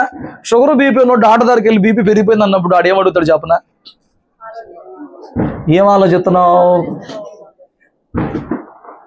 డాక్టర్ చెప్పినా నీకు రాదు మారు మనసు, వాక్యం చెప్పినా నీకు రాదు మారు మనసు. నీ చింత యావత్తు ఎవరి మీద వేయాలి? నువ్వు ఎలాగుండాలి? నేను ఆయనకు అప్పచెప్పా, ఆయన ఏం చేసుకుంటాడు ఆయన చేసుకో. హల్లెలూయా. స్కూల్లో ఇప్పుడు వీడికి పంపించారు అనుకో, రేపు పొద్దున ఎగ్జామ్ ఫీజు కట్టాలి, లేకపోతే ఏదో ప్రాజెక్ట్ ఉందని ఫీజు కట్టాలి, 100 రూపాయలు అని చెప్పి పంపించారు అనుకో, వాడు వాళ్ళ అమ్మకో మా అమ్మకో ఎవరో చెప్తాడు. చెప్పినాక ఆడట్టా కూర్చుని అడుగుతా ఉంటాడా, నన్ను 100 రూపాయలు అడిగారు అని. వాడి ధైర్యం ఏంటి? మా అమ్మకి చెప్పాను, మా అమ్మకి చెప్పాను, ఎత్తాను రేపు వెళ్ళేటప్పుడు అడగమన్నారు. అంతేగా ఆడ అక్కడ చెప్పేస్తాడు, బాయ్ అంటాడు, ఆడుకుంటాడు, ట్యూషన్కి వెళ్తాడు, వస్తాడు, తింటాడు, ఎగురుతాడు, గంతులు వేస్తాడు, ఆడ సంగతే మర్చిపోతాడు. మళ్ళీ తెల్ల వెళ్ళేటప్పుడు గుర్తొచ్చింది. ఎందుకు? వాడు అప్పచెప్పేశాడు పని. రూపాయలు కట్టమన్నారు స్కూల్లో, 500 కట్టమన్నారు స్కూల్లో, టై అంట ఏదో ఒకటి చెప్తాడు. ఇక ఆ తర్వాత వాడు తీసుకుంటే దాని ప్రెజర్ అయిపోయింది, ఇక అప్పచెప్పేశాడు. మనం దేవునికి అంతేకండి. అడగంగానే నువ్వు ఇచ్చేస్తావా? అటు సాయంత్రం 4ంటికి వచ్చి అడిగాడు, 4ంటికి అటు జేబులో పెడతావా డబ్బులు? రేపు వెళ్ళేటప్పుడు జాగ్రత్త తీసుకో అంటావు. పెద్ద అమౌంట్ అయితే నేను వచ్చి కడతానంటావు. నువ్వు ఈ రోజు సాయంత్రం 4ంటికి చెప్పాడు, తర్వాత రోజు 8ంటికి వెళ్తాడు. ఎంత గ్యాప్ వచ్చింది అంటే ఈ మధ్యలో దాని గురించి నీకు పట్టలేదనా? ఎప్పుడు కావాలో అప్పుడు జేబులో పెట్టి పంపిస్తావు, అంతే కదా. నీవు కూడా నీ చింత ఏదో దేవుని మీద వేయడమే. ఎప్పుడు కావాలో అప్పుడు దేవుడిని చేసి పెడతాడు. హల్లెలూయా. ఎప్పుడు అవసరం? పొద్దున్నే స్కూల్కి వెళ్ళేటప్పుడు ఇస్తే జేబులో ఉంటాయి కాబట్టి అప్పుడు ఇవ్వాలి. లేదా మనం వెళ్ళి కడతాం, నువ్వు వెళ్ళరా 2,000 డబ్బులు పోగొట్టేస్తాను, మనం వెళ్ళి కడతాం, అంతే కదా జరిగేది. ఈ మధ్యలో అంతా వాడు ఏం చేస్తా ఉంటాడు? నేను చెప్పాను డబ్బులు ఇవ్వలేదు, చెప్పాను డబ్బులు, ఆ గొడవ ఉంటుందా? కొందరు ఏంటోనంటే పార్టీస్ కలుతరవంగానే వచ్చేయాలనుకుంటారు. నువ్వు చెప్పావు, పని అయ్యింది, ఆయన చేస్తాడు, ఆ పని దాకా ఆగు. చెప్పాలని చెప్పావు, ఆయన ఉన్నాడు, నమ్ము. టైం ఎప్పుడైతే నీకు చేయాలో అప్పుడు చేస్తాడు. అప్పుడు దాకా ఆయనకు అప్పచెప్పేశాను, ఆడుకుంటాను, అంతే. హల్లెలూయా. నువ్వు చింతిస్తే కూర్చోమద్దు, అది అన్ని జనులు చేసే పని అంట. నీకేమి తక్కువ చేయడు. నీ రాజ్యాన్ని వెతికేటప్పుడు అన్నీ ఇస్తానంటున్నాడు, అన్నీ చేస్తానంటున్నాడు. ఇంత శ్రేష్టమైన వాగ్దానాలు ఉన్న మనము ఎందుకు కృంగిపోతున్నావు? అప్పుడు చెప్పు, నేను చింతించట్లేదు అన్నోళ్ళు స్తోత్రం చెప్పండి. ఇక్కడే అల్ప విశ్వాసం అంతా బయటకు వచ్చేసింది. ఏమన్నారు? ఫస్ట్ దానికి దొరికిపోయారు కదా, 4వ దాని దాకా ఎందుకు?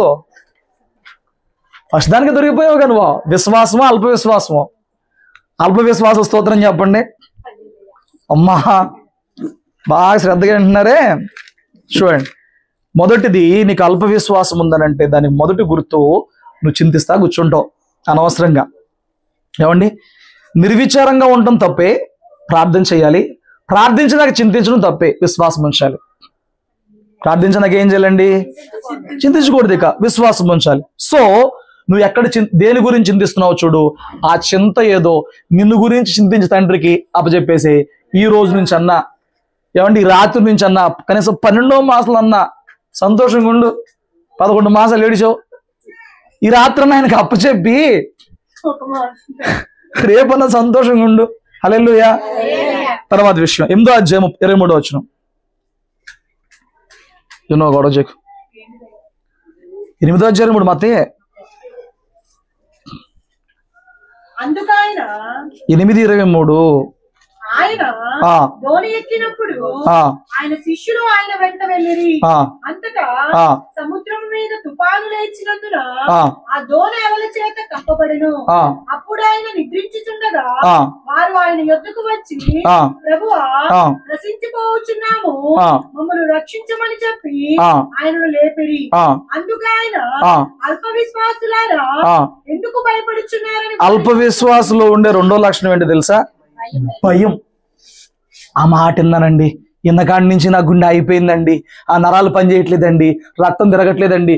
ఇక్కడ విన్నాడంటే అయిపోయింది అక్కడి నుంచి. చింత వేరు, భయం వేరు.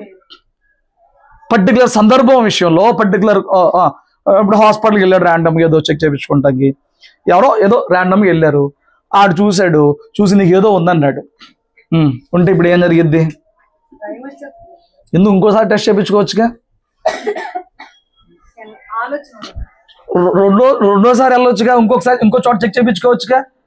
వాడు చెప్పాడు ఏమన్నా అయిపోయిందా? భయం. కొందరికి భయం, ప్రతిదానికి భయమే.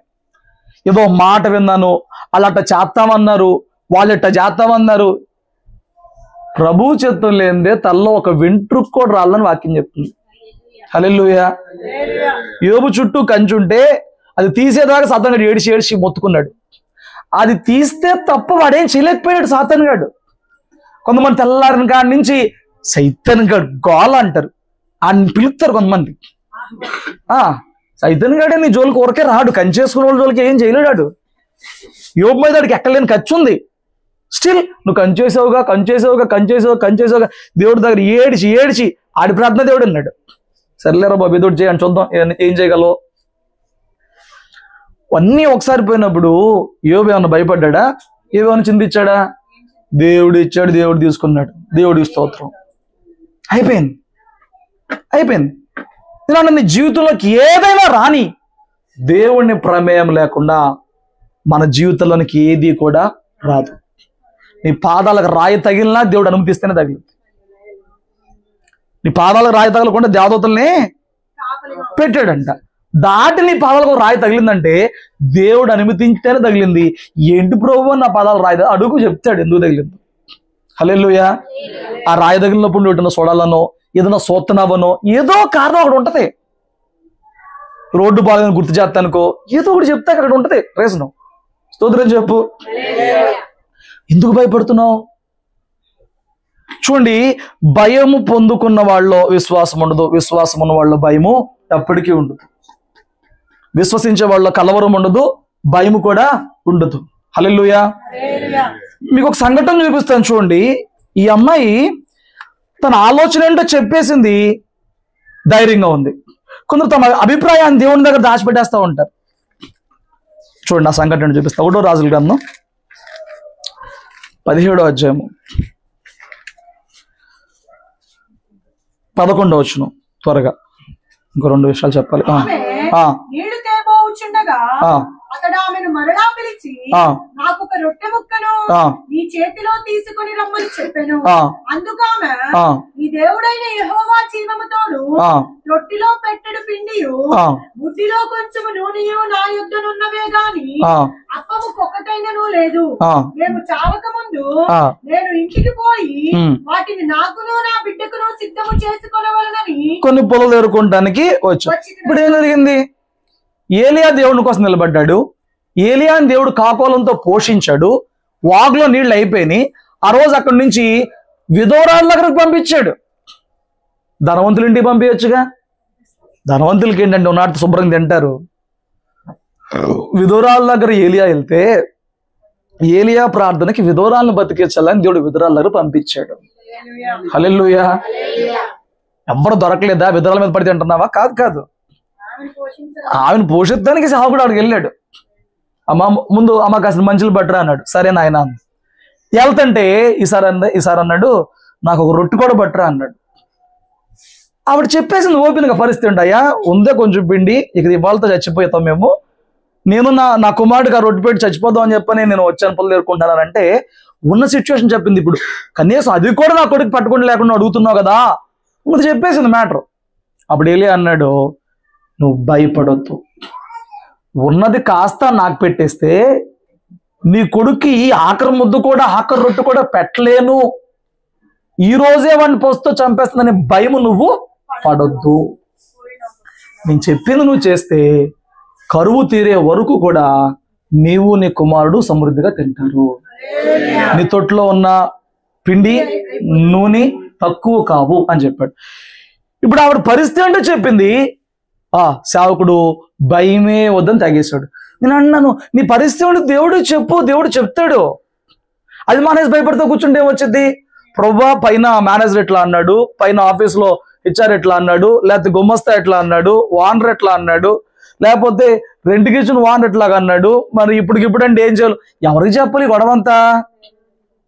అమ్మో ఇప్పటికిప్పుడు ఖాళీ చేయమన్నాడు, ఏం చేయాలి? నువ్వేం భయపడక్కర్లా, నువ్వు ఎవరికి చెప్పాలి? ప్రభువుకి చెప్పాలి. ఇప్పుడు ఏం చేసింది? రొట్టె తెమ్మనంగానే ఫస్ట్ అయ్యా నీకు ఇచ్చేస్తాను, నా బిడ్డ పరిస్థితి ఏంటి, ఆడు ఇప్పటికే అయ్యింది, నువ్వు ఆలోచించు, భయపడొద్దు. హల్లెలూయా.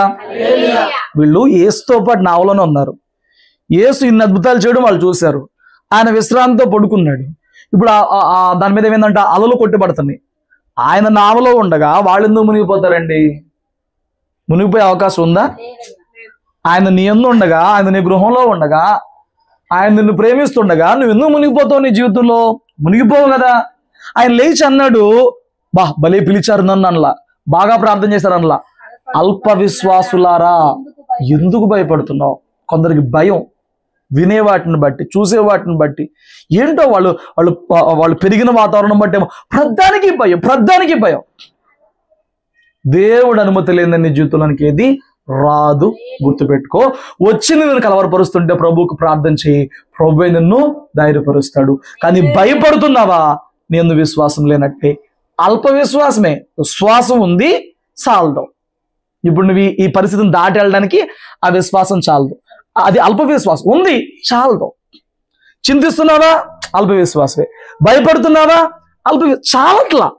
ఉందా అంటే ఉంది, స్టిల్ చాలట్లా. అది బాధ. స్తోత్రం చెప్పు. కాబట్టి భయపడొద్దు. భయపడే వాడి జీవితంలో ఎటువంటి కార్యాలు కూడా చూడలేడు. ఎందుకంటే వాడికి విశ్వాసం లేదు, సరిపోవట్లేదు. ఇంకొక సంఘటన చూపిస్తాను రండి, వింటారా? ఈ 4 చెప్పు ముగిస్తానులే, మిగతా 2 తర్వాత చూద్దాం. ఇదే మత్తయి సువార్త 14వ అధ్యాయము 26వ వచనం. 14:26. సముద్రము మీద నడుచుట శిష్యుడు చూచి తొందరపడి భూతమని చెప్పుకొని భయము చేత కేకలు వేసిరి. వెంటనే యేసు ధైర్యం తెచ్చుకొనుడి, నేనే, భయపడకుడి అని వారితో చెప్పగా, పేతురు ప్రభువా నీవే అయితే నీళ్ల మీద నడిచి నీ వద్దకు వచ్చినకు నాకు సెలవిమ్మని ఆయనతో అనెను. ఎంత గొప్ప కోరాడండి. నువ్వే అయితే నువ్వు నడుపుతున్నాడు అనుకో, నడిపించాలిగా, నడిపించు అన్నాడు. వండర్ఫుల్ అనమాట. నువ్వు నడిచావు, నేను కూడా నడుపుతావు కదా ప్రభు, నువ్వే అయితే అనుకో నడిపి అన్నాడు. బాగా కోరాడు, ఆశపడ్డాడు. దేవుడు ఏమన్నా వద్దన్నాడా? రా, చూడండి జరిగిందేంటో. ఆయన రమ్మనగానే పేతురు దోణి దిగి యేసునొద్దకు వెళ్ళుటకు నీళ్ల మీద నడిచెను గాని గాలిని చూసి భయపడి మునిగిపోసాగి, ప్రభువా నన్ను రక్షించమని కేకలు వేసెను. ఏం జరిగింది? విశ్వాసమే చాలా. ఇప్పుడు విశ్వాసం అడిగాడా? విశ్వాసం అడిగాడా? నువ్వు నడిచొచ్చావు కదా నాయన, నన్ను కూడా నడిపించచ్చు కదా అంటే ఆయన చేయగలడనే కదా అడిగాడు. 4 నుంచి కాలు బయటికి పెట్టాడు, మొదటి అడుగు పెట్టాడు, 2వ అడుగు పెట్టాడు, పడిపోవట్లేదు. ఎక్కడి దాకా వెళ్ళాలి? మధ్యలో ఏం జరిగిందంట? గాలిని చూశాడు. ఇప్పుడు ఏమయ్యాడు? మునిగిపోయాడు. ఎందుకు మునిగిపోయాడు? యేసే చెప్పాడు. చూడండి, వెంటనే యేసు చెయ్యి చాపి అతన్ని పట్టుకొని, అల్ప విశ్వాసి ఎందుకు సందేహం. అల్ప విశ్వాసంలో ఉండే మరొక బలహీనత ఏంటంటే సందేహపడతా ఉంటారు. ఒక పక్క కొంత కార్యం చూస్తూనే ఉంటారు, కొంత మార్గం, కొంత నడిపింపులోకి వస్తూనే ఉంటారు. స్టిల్ ఇప్పటికీ ఆల్రెడీ వాడు ప్రార్థన చేసిన దాంట్లో దేవుడు కొంచెం ముందుకు తోస్తున్నాడు. ఆల్రెడీ ద్వారం తెరిచాడు, ఆల్రెడీ స్టిల్ వాళ్ళకి సందేహం. ఏంటండి? ఒకడికి చింత, ఒకడికి భయం, వాడికి సందేహం. ఈ గాలకి ఏమవ్వదు. పేతురు నేను వస్తానయ్య అన్నాడు. రా అన్నాడు. రా అన్నప్పుడు గాలిని చూశాడంట. అదే దిక్కులు చూడకూడదు, దేవుని వైపే చూడాలి. లోకం వైపు చూడకూడదు, మనుషుల వైపు చూడకూడదు, ఎవరి వైపు చూడకూడదు. మిగతా వాళ్ళందరూ కుదురుగా అందులో అన్నా ఉన్నారు, గొంతుమ కోరల వాళ్ళు అందులో అన్నా ఉన్నారు. కోరావు, వచ్చావు, నడిచావు, మధ్యలో ఒక మిస్టేక్ అంట. ఇంత గాలేస్తుంది కదా, ఇంత అలా వస్తుంది కదా, మునిగిపోతానేమో అనేది అనుకుంటే అదే జరిగింది నీ జీవితంలో. నువ్వు ఏదనుకుంటే అదే జరిగింది నీ జీవితంలో. హల్లెలూయా. పాజిటివ్ థింక్ చేయొచ్చు కండి. మంచిగా ఆలోచించడానికి ఎన్నో మార్గాలు ఉన్నప్పుడు చెడుగానే ఎందుకు ఆలోచించాలి? కీడంచి మేలంచొచ్చు, కానీ దేవునికి మొరపెట్టింది, దేవుడు చేస్తున్న కార్యంలో కూడా ఏమో అంటే అయిపోతావు. హల్లెలూయా. దేవుడు చెప్పాడా? ఎలాంటి పరిస్థితుల్లో కూడా చేస్తాడని నమ్మాల్సిందే. ఆవిడ చూసాం, ఆవిడ భయపడలా, సందేహం కూడా పడలా. ఎట్లాగా? సందేహం కూడా పడలా. నూనె ఎట్ట వచ్చిద్ది, పిండి అట్ట పైకి వచ్చిద్ది, ఉన్న పిండి కాస్త ఏమన్నా క్వశ్చన్లు వేసింది, ఎదురు ఏదన్నా క్వశ్చన్లు వేసిందా? విశ్వాసం అంటే నమ్మడమే, క్వశ్చన్లే ఉండవు అందులో. మనం చూసాం, కానాను మీద నీళ్లు పోయమన్నారు, నీళ్ళు ఎందుకు పోయాలి? ఇంకా క్వశ్చన్ రాదు. ఇది చెయ్యమన్నప్పుడు, నమ్మినప్పుడు, విశ్వాసం ఉన్నప్పుడు డౌట్ రాదు, సందేహం రాదు. ఇలా ఎందుకు డౌట్ రాదు. చేయమన్నారు కదా, చేస్తాను. ఏమండి, నా న్యూస్లో చూశాను, కొందరు విశ్వాసం అట్లా ఉంటుంది. బాబా దగ్గరికి వెళ్ళారంట. ఆ బాబా మీరు చచ్చిపోతారు, మీరు ఏదో దోషం స్థలంలో గిలంలో ఏదో చెప్పుకొచ్చాడంట. చెప్పుకొచ్చి 3.5 కోట్ల దగ్గర లాగేశాడంట. 3.5 కోట్లు లాగేశాడంట వాళ్ళ దగ్గర నుంచి.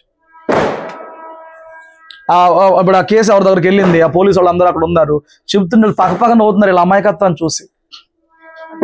ఏమండి, వాళ్ళ సందేహమే ఇలా మీ ఆ స్థలంలో నుంచి ఏదో బొమ్మ తెస్తానంట, పైకి లేపుతానంట, వాళ్ళకి స్థలం ఉందండి అందులోంచి. లోకంలో అజ్ఞానముతో వెర్రితో నమ్మేవాళ్ళు ఎన్నో నమ్ముతుంటే, సత్యవంతుడైన దేవుని యొద్దకు వచ్చి ఆయన మాట్లాడి చేస్తానన్నది కూడా నమ్మకపోతే, ఆయన మాట ఇచ్చి జరిగిస్తానన్నది కూడా నమ్మకపోతే, నువ్వు అల్ప విశ్వాసవే.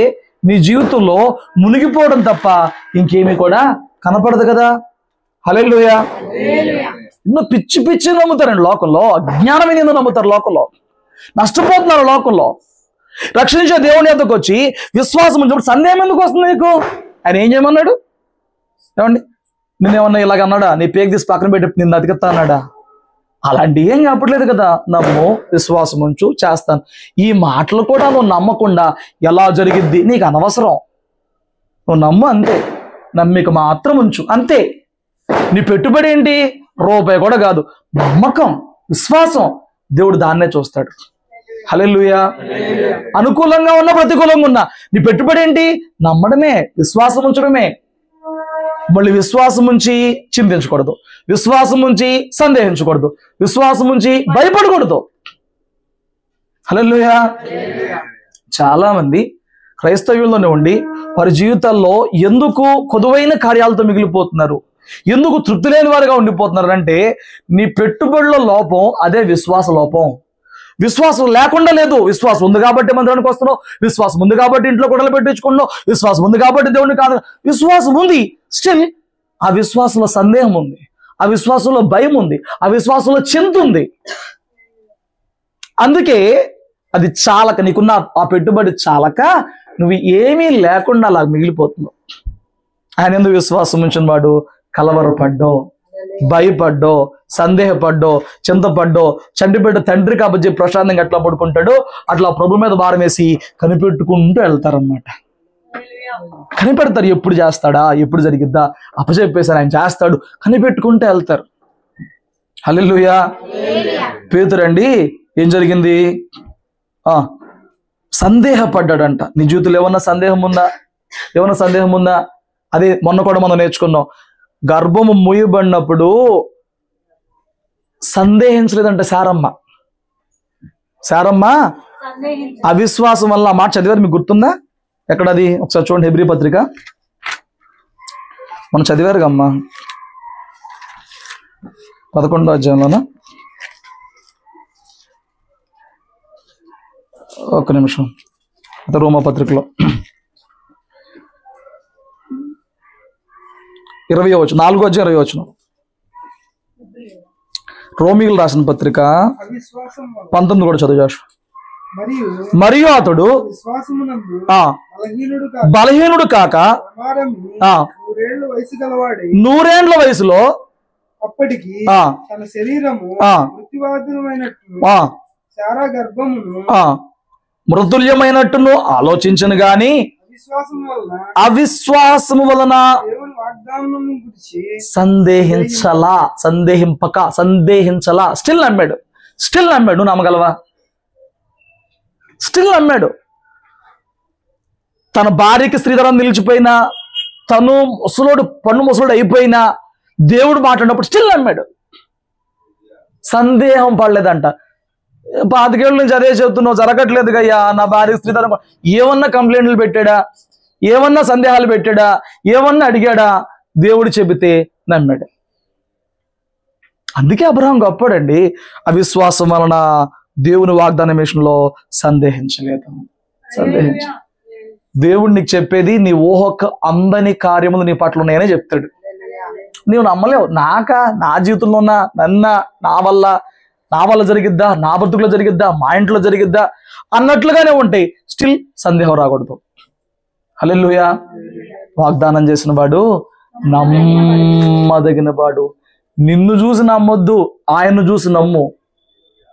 అబ్రహాం ఆయన చూసుకున్నాడు, దేవుని చూసాడంట. నేను ఇలా ఉన్నా, నా భార్యలో ఉంది, కానీ ఆయన చేయగలడు. మనం పరిస్థితులు చూసి ఆగిపోతాం. అబ్రహాం ఏం చేశాడంట? నా ఓపిక ఎట్లా ఉంది, నా భార్య ఓపిక ఎట్లా ఉంది, కానీ ఆయన వాగ్దానం చేశాడండి, అది చేయగలడు. కనీసం అంతకుముందు ఎవడన్నా ఉన్నాడా? లేరు. హల్లెలూయా. సరిపోద్దాం, ఇంకో మాట చెప్తాను రండి. మత్తయి 16వ అధ్యాయము చెప్పి ముగిస్తాలండి. మత్తయి 16 5 ఆయన శిష్యులు అందరికి వచ్చి రొట్టెలు తెచ్చుట మరచిరి.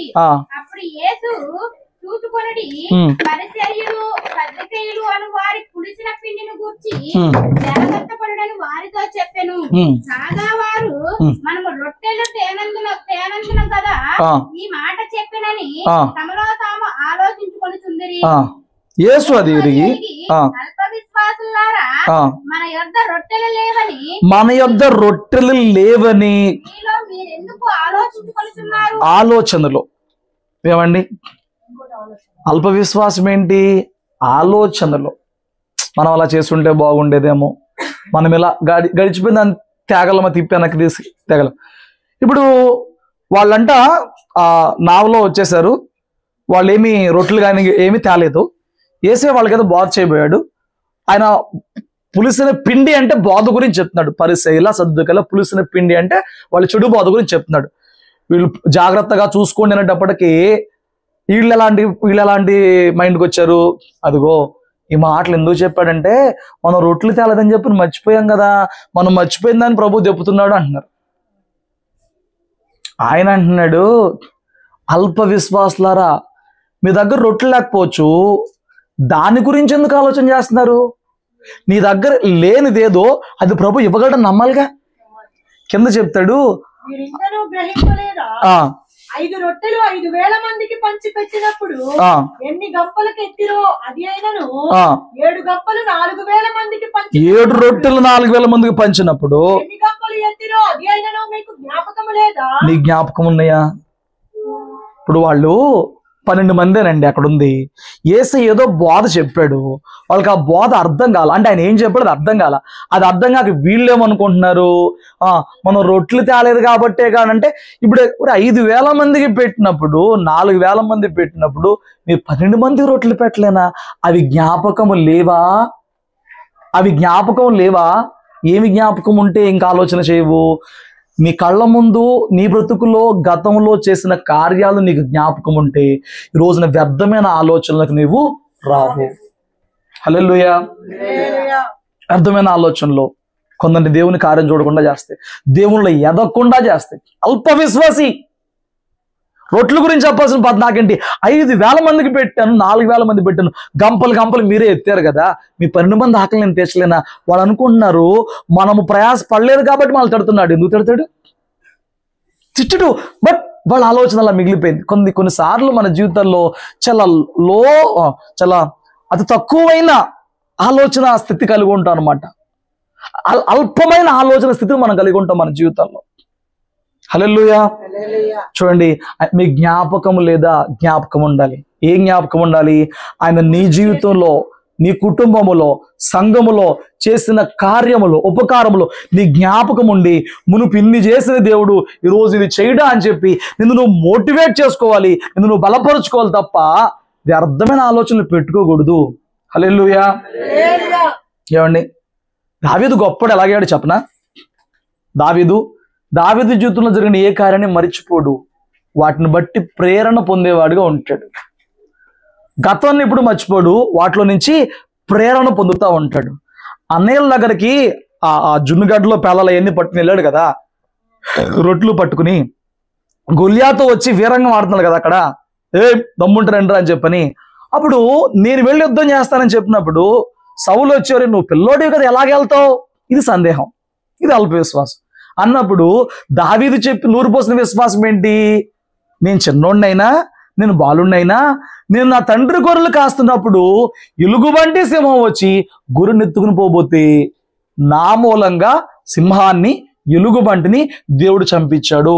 నా మూలంగా గొర్రెకే నష్టం కలగకుండా వాటిని చంపించినప్పుడు నీ దేవుని నామానికి దేశాన్ని నష్టం కలుగుతున్నప్పుడు వీడిని ఎందుకు చంపడు? ఇప్పుడు ఈ ప్రేరణ ఎందులో నుంచి వచ్చింది?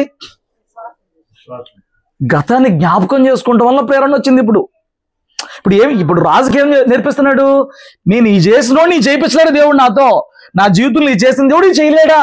జ్ఞాపకం లేకపోతే ఇప్పుడు దావీదు కూడా ఏ ఆలోచన పడిపోయాడంటే, అమ్మో ఆడు 9 అడుగులు ఉన్నాడు, వాడి బళ్ళు 1 కేజీలు ఉంది, వాడి విల్లని. దావీదు ఆ లెక్కలో ఉండేవాడే. కానీ దావీదు ఎందుకు అక్కడ గొప్పవాడంటే జ్ఞాపకం ఉంచుకున్నాడు. దేవుడు తన జీవితంలో చేసిన అద్భుతాన్ని జ్ఞాపకం ఉంచుకున్నాడు. హల్లెలూయా. జ్ఞాపకాలు ఉండాలండి. దేవుడు చేసే ఎన్నో కార్యాలు మన జీవితంలో జ్ఞాపకంగా ఉండాలి. అప్పుడు అల్ప విశ్వాసం కాకుండా ఉంటాం. ప్రతి ఒక్కరి జీవితంలో చెప్పుకుంటూ పోతే ఎన్నో ఉంటాయి. ఏమండి, అవి మనం మర్చిపోకూడదు, అవి మనం జ్ఞాపకం పెట్టుకోవాలి. నాగేశ్వర నగర్ వాళ్ళు వేరేగా నూజిబడి వెళ్ళిపోయినప్పుడు నాకు వాదేసింది. కానీ పెట్టుకుని వెళ్ళిపోయారు. ఓ మంచి అటు ఉండాలి కండి. 4 సేవకులు నీ కోసం ప్రయాసపడ్డారు, నీకు సంఘంలో రక్షణ ఇప్పించారు, నిన్ను కాశారంటే మంచి అడ్డు ఉండాలిగా. అయ్యా నా జాబ్ వచ్చింది, వెళ్తున్నావు, పని వచ్చింది, మంచి అడ్డు ఉండాలిగా. బలవంతంగా తాడుగట్టి ఆవిడ కూర్చోబెడుతున్నా కదా నేను. కాదు కదా, వెళ్ళిపోయారు. బాధేసింది. స్టిల్ మీరు బాధపడతాక రైట్ ఉంది కానీ మేము పడతాక లేవు. అలగడానికైనా బాధపడతాకైనా ముత్తు ముడుచుకుంటాకైనా మీకే రైట్లు తప్ప సేవకుడికి లేవు. అలా అయితే సేవకుడు కాడు. చంపుకోవాలి, అన్ని చంపుకోవాలి. నేనే ఫోన్ చేసి నేనే బతులాడి కనీసం వారాలన్నా పెట్టించుకోండి, దేవుడు మిమ్మల్ని దారి చేయాలి కదా. అలా వదిలేసి సడన్గా వెళ్ళిపోతే మళ్ళీ వెళ్ళేది శనివారం ఆరాధనలో అయ్యామో క్రమం కావు. అలాగున్నారు. సరే వెళ్ళినప్పుడు ఏమండి, మేము మొదటి నుంచి ఎక్కడ వారాలు పెట్టినా ఏమండి సామాన్యంగా వాళ్ళ ఇంట్లో తింటాకి ఇష్టపడం, ప్రతి వారం కానుక తీసుకుంటాక కూడా ఏమి ఇష్టపడం. అందుకే వాళ్ళకి భారం అవ్వకూడదని శనివారమే వస్తా అని చెప్పాను. నేను శనివారం ఫుల్ ఫాస్టింగ్ కదా, ఇంకా నేను పెడతా కూడా అవ్వదు కదా, శనివారం వారాలు పెడతానని చెప్పాను. వెళ్ళాను. ఒక రోజున నా దగ్గర కార్డు ఉంది తప్ప మనీ లేవు. వెళ్ళే దారిలో రిజర్వ్లో పడిపోయింది అది బండి. నాకు రిజర్వ్లో పడితే నెక్స్ట్ బంకల్లో కొట్టించేయాలి నాకు, లేకపోతే నా మెంటలో వచ్చేది. నాకు అలా అలవాటు. నేను ధైర్యం ఏంటంటే రిజర్వ్లో మళ్ళీ పెట్టుకుంటేనే, రిజర్వ్లో పడిందంటే నాకు భయం అనమాట. సో అది వెళ్ళేటప్పుడే పడిపోయింది. ఇంటికి వచ్చేటప్పటికి నేను మహా అయితే 60 కిలోమీటర్లు వచ్చింది, ఇదేమో 40 ఉంటుంది, సగానికే పడిపోయింది రిజర్వ్లో. సరే ఏంటి, సర్లే మన దగ్గర ఏముంది, కార్డు ఉంది కదా. ఫోన్పేలో కూడా లేవు, కార్డులోనే ఉంది డబ్బులు. అప్పుడు నా ఫోన్పేలో లేవు. ఎవరిదో కార్డు డబ్బులు తీసుకురమ్మని ఇచ్చారు, 10,000 తీసుకురమ్మని ఇచ్చారు. అందులో ఒక 500 అయితే వాడుకుందాం అనుకున్నాను. నేను వెళ్ళాను, అయిపోయింది. ప్రార్థన జరిగింది. ప్రార్థన అయిపోయిన తర్వాత 3వ వారం అది. ప్రార్థన అయిపోయిన తర్వాత వెళ్ళిపోయాడు. ప్రార్థన చేయకపోతే ఆవిడ వచ్చి అయ్యా కానుక తీసుకుంది. అమ్మ ఇప్పుడు వద్దు, నేను ఆఖరివారం తీసుకుంటాను, అసలు ఇప్పుడు కానుకే తీసుకుందాం వద్దానంటే లేదు మీరు కానుక తీసుకోవాల్సింది పట్టుకొని చెప్పి 500 అయితే జేబులో పెట్టింది. సర్లే నేను ప్రార్థన చేసి జేబులో పెట్టుకున్నా. బలవంతం చేసినప్పుడు ఏమంటామండి, మేమే మిమ్మల్ని బలవంతం చేయం కానీ మీరు ఇచ్చినప్పుడు తీసుకున్నా జేబులో పెట్టుకుని అలా వచ్చి ఒక ఏటీఎం దగ్గర ఆపా. ఏటీఎం పని చేయట్లేదు. ఇంకో ఏటీఎం దగ్గర ఆగా, ఆ ఏటీఎం పని చేయట్లేదు. ఊరు మొత్తంలో ఉంది 2 ఏటీఎంలే, 2 ఏటీఎంలు పని చేయట్లేదు. ఆ మనిషికి 10,000 తెస్తుంది దేవుడు ఎరుకు. నా పరిస్థితి ఏంటి? ఆ మనిషికి 10,000 దేవుడు ఎరుకండి, నేను ఆయిల్ కొట్టించుకోవాలి కదా. సో ఇప్పుడు నేను ఆలోచన పడిపోయా, ప్రభువా కార్డు ప్రాబ్లం, బ్యాంకు ప్రాబ్లం అర్థం కావట్లేదు. ఇది అంతా ఆ ఏటీఎం ప్రాబ్లం ఏంటంటే జరిగింది ఏంటంటే మనీ 10,000 కట్ అయిపోయినాయి, చేతికి రాలా, కట్ అయిపోయినాయి విత్డ్రావల్ లాగా. నా ముందు అదే అన్నాడు, డబ్బులు కట్ అయిపోయింది అన్న, చేతికి రాలేదన్నాడు. నీకు కాకపోతే నాకైద్దామని చెప్పి పెడితే 10,000 కట్ అయిపోయినాయి, చేతికి రాలా. ఏం జరిగింది, అవి కట్ అయిపోయినట్టు మళ్ళీ అకౌంట్లో పడినట్టు వచ్చింది. ఆ ఏటీఎంలో ఎవడు వచ్చినా అదే జరుగుతుంది. సో ఆ ఏటీఎంలో ఫాల్ట్ ఉంది, ఇంకో ఏటీఎంలోకి వెళ్ళి డబ్బులు లేవు. అప్పుడు నా పరిస్థితి ఏంటండి, బంకు దాకొచ్చి 500 నోటు తీసినాక ప్రభువా నేను ఆల్రెడీ రిస్క్లో పడతానని నీకు తెలిసి నేనైతే కానుక ఆశించకపోయినా ముందుగానే ఇప్పించావా. ఏమండి, దేవుడు చేసిన కార్యాలు ఒక్కసారి మనం గ్రహించుకుని అర్థం చేసుకుంటే ఇంకొక సందర్భంలో మనకు భయం ఎందుకు వచ్చిందండి. నేను అడిగానా, నేను మొరపెట్టానా, నేను కార్డు పని చేయదని చెప్పానా, పని చేయట్లేదని చెప్పానా, అవన్నీ ఎవరికి తెలుసు? దేవుడికి ముందే తెలుసు. ఆవిడకి ఏదో ప్రేరేపించాలంటే ఇవ్వాల్సిందే అంత, నీ ఇష్టం అమ్మాయిగా 500 పెట్టి ఆయిల్ కొట్టించి వచ్చేయండి. వారం పాటు మర్చిపోయి, ఇప్పటికీ మర్చిపోలా, కానీ ఆ పరవశం ఉంది చూడు, ఎంత గొప్పడు ఆయన. ఇక్కడెక్కడ నాయకపోతే ఎవరు నొత్తారు, ఈ దారిలో అయితే ఆవిడ నొత్తాడు, అటు నుంచో ఇటు నుంచో సగాన్ని బట్టి కేసర పొలంలో మీరు వస్తారు, ఎవరో వస్తారు డబ్బులు లేవంటే, ఆ దారిలో ఎవడొత్తాడు దేవుడు ముందుగానే. ఇలాంటివి చూసినప్పుడనండి ఇంకొక విషయం వచ్చినప్పుడు భయం రాదు. హల్లెలూయా. అడగకుండానే మేలు చేసే దేవుడు ఉన్నప్పుడు ఈ ఆపదలో సహాయం చేయడా, అది జ్ఞాపకం ఉన్నప్పుడు ఈ చిన్న విషయం నేను చెప్పింది, ఇలాంటి చాలా ఉన్నాయి. టైం చాలు, గంట దాటిపోయింది ఇప్పటికి, అందుకే ఆపేస్తున్నాను. టైం చాలు. ఇప్పుడు ఈ ఆలోచన వీళ్ళకి రాలా, దావీదుకు వచ్చింది కాబట్టి గొప్పవాడయ్యాడు. వీళ్ళకి ఆలోచన రాలా. ఒరే, ఇప్పుడు వాళ్ళలో ఒకడన్నా, ఒరే రొట్టెల గురించి ఎందుకు చెప్తాడు ప్రభు, అసలు రొట్టెల గురించి ఎందుకు చెప్తాడు, ఒక్కడు కూడా టాపిక్ తేలా. 5,000 మందికి పెట్టాడుగా, 5,000 లేని చోట 7,000 4,000 మంది పెట్టాడు. ఎవరికి గుర్తు రావట్లే, జ్ఞాపకం రావట్లే. 12 మందిలో ఒక్కడ కూడా చేసింది జ్ఞాపకం రావట్లేదా? ఎంత దౌర్భాగ్యం అండి అది. సంఘం మొదలైన కాడి నుంచి నేను నోట్ చేయమలేదు, కానీ నిజంగా చెప్పిన సాక్షాత్గా నోట్ చేస్తే ఎన్నై ఉంటాయండి. జరిగిన కార్యాలన్నీ నాకు డబ్బా కొట్టుకోవడం ఇష్టం లేదు, కానీ ఎన్ని ప్రార్థనలు జవాబు ఇవ్వలేదండి. అది నీకు నిజంగా జ్ఞాపకం ఉంటే ఈ రోజు ఒక సమస్య వచ్చి పడితే దావీదులాగా నువ్వు ఎందుకు చెప్పలేవు? అప్పుడు చేసినప్పుడు ఇప్పుడు చేస్తానని ఎందుకు ధైర్యంగా ఉండలేవు? ఎందుకు మంచి ఆలోచన కలిగి పాజిటివ్ థింకింగ్ ఉండలేవు? రాజు కూడా వచ్చి భయపడ్డాడు. రాజుకే వాకింగ్ చెప్పేలాడు, రాజుకే బూస్ట్ అప్ ఇచ్చేలాడు. రాజుని వేసేస్తాడు. రాజే ఆశ్చర్యపడిపోయాడు. సరే అద్దగానిలే కానీ ఇది కట్టుకోరా అన్నాడు. అది ఇంకా సందేహమే సౌలుకి. నువ్వు వేసి అద్దగానిలే కానీ గుళ్ళేస్తుంది, ఇదిగో ఇది ఇదేంటిది కవచం ధరించుకోమన్నాడు. ఈ కత్తి పట్టుకో అన్నాడు. అవన్నీ పట్టుకుంటే మునిగిపోయాడు. ఇక్కడ తలకే ఇక్కడికి వచ్చేసింది ఆ కవచం. పక్కన పెట్టి ఇవన్నీ నాకు అవదయ్యా, ఇలా నమ్మకం వాటిలో ఉంది. కానీ నేను ఆయన చంపుతానుగా. ఆడన్నాడు, రే అన్నాడు, ఏంట్రా కర్రబొట్టునవుతున్నావు అన్నాడు. దావీదు అన్నాడు, నీ తలకే నరికేస్తాను అన్నాడు. చిన్నపిల్లలు చెప్పే మాటలేం కాదండి, విశ్వాసంతో దావీదు చెప్పాడు, నీ తలకాయ నరికి పడేస్తాను అన్నాడు. హల్లెలూయా. కారణం యుద్ధము నేను కాదు, నా దేవుడే చేస్తున్నాడు. నమ్మాడండి. రవ్వంతన్న అల్ప విశ్వాసం, రవ్వన్నంత భయము, రవ్వన్నంత వేరే ఆలోచన ఏవి దావీదుకు రాలా. విశ్వాసమే గొప్పవాళ్ళని చేసింది అందరినీ కూడా. పాత నిబంధనలు ఎవరు గొప్పవాళ్ళైనా మరి విశ్వాసం వాళ్ళు గొప్పవాళ్ళు చేసింది. జీవితంలో గొప్ప కార్యములు, అద్భుత కార్యములు చూడాలనంటే కావాల్సింది విశ్వాసం. అది వృద్ధి పొందేదిగా ఉండాలి తప్ప అల్పమైపోయేదిగా ఉండకూడదు. వృద్ధి పొందాలి. ఇంకా ఇంకా ఇంకా గొప్ప వాటి విషయంలో వృద్ధి పొంది విశ్వాసంతో సాధించుకోవాలి వాటిని. హల్లెలూయా. డౌన్ఫాల్ అయిపోకూడదు విశ్వాసంలో. అల్ప విశ్వాసం ఎందుకు వచ్చిందంటే 4 విషయాలు అంట. 1 చింత, 2 సందేహము, భయము, 3 సందేహము, 4 జ్ఞాపకం లేక, గతాన్ని జ్ఞాపకం లేక పిచ్చి ఆలోచనలతో ఉంటాం. వాళ్ళకి గతం జ్ఞాపకం లేదు, పిచ్చి ఆలోచనలు అయ్యే ఉన్నాయి. ప్రభు దీని గురించి చెప్తున్నాడు, దీని గురించి చెప్తున్నాడు అని చెప్పాను. ప్రభు అన్నాడు, మీరు ఎందుకు ఇలాంటి ఆలోచన చేస్తున్నారు, మీరు అవి జ్ఞాపకం తెచ్చుకోవాలి. అవి జ్ఞాపకం ఉన్నోడి రోజు అల్ప విశ్వాసిగా మారిపోడు. హల్లెలూయా. సరే, ఇక్కడ ఒకరు చెప్పండి, నా జీవితంలో అసలు ఇన్నాళ్ళల్లో దేవుడు నా పట్ల ఒక్క కార్యం కూడా అద్భుతం చేయలేదని వాళ్ళు చెప్పండి. మరి ఇప్పుడు ఒకటి ఉంది కదా నీకు సమస్య, అది చేసినట్టు ఇది చేయడా? మరి ఎందుకు చింతిస్తున్నావు? ఎందుకు భయపడుతున్నావు? ఎందుకు సందేహపడుతున్నావు? ఎందుకు పనిమల ఆలోచన పెట్టుకుంటున్నావు? అల్ప విశ్వాసం విడిచిపెడదాం. విశ్వాసంతో గొప్ప కార్యాలు దేవుని దగ్గర మనము సాధించుకో. అట్టి కృప, అట్టి భాగ్యం వాక్యం ప్రతి బిడ్డకి దేవుడు దయచేయును గాక. ఆమేన్. హల్లెలూయా. ప్రార్థన చేసుకుందాం. తల వంచండి.